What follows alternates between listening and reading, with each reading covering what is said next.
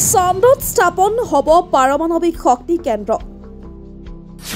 চীন ৰাছিয়াই সম্পন্ন কৰিলে চুক্তি স্বাক্ষৰ। বিশ্বৰ অন্যতম মহাশক্তিধৰ ৰাষ্ট্ৰ চীন আৰু ৰাছিয়াই চন্দ্ৰত পাৰমাণৱিক শক্তি কেন্দ্ৰ স্থাপনৰ বাবে স্মাৰকপত্ৰ স্বাক্ষৰ কৰে। প্ৰকল্পৰ বাবে ৰাছিয়াৰ মহাকাশ সংস্থা ৰছকছমছ আৰু চীনৰ ৰাষ্ট্ৰীয় মহাকাশ প্ৰশাসনৰ মাজত এই সপ্তাহত সহযোগিতা স্মাৰকপত্ৰ স্বাক্ষৰ কৰা হয়। এই বিদ্যুৎ কেন্দ্ৰটো প্ৰস্তাৱিত ILRS চন্দ্ৰ ভিত্তিৰ অংশ হ'ব আৰু ইয়াৰ জৰিয়তে দীৰ্ঘম্যাদী চন্দ্ৰ অন্বেষণ আৰু বৈজ্ঞানিক গৱেষণা সম্ভৱপৰ হ'ব পৰাকৈ শক্তি প্ৰদান কৰা হ'ব।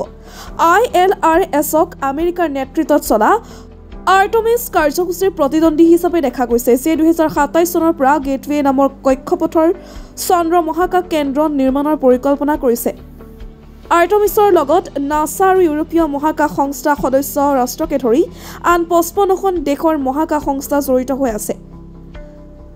ILRS প্ৰকল্পৰ লক্ষ্য হৈছে চন্দ্ৰৰ দক্ষিণ মেৰুৰ পৰা 100 কিলোমিটাৰ দূৰত্বত অৱস্থিত চন্দ্ৰৰ ওপৰত বৈজ্ঞানিক গৱেষণা কেন্দ্ৰ স্থাপন কৰা।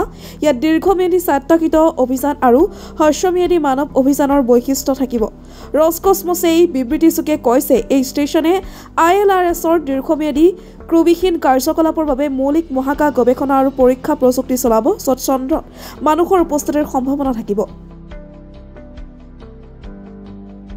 নিউজ ডেস্ক ৰিপৰ্ট, নতুন সংবাদ।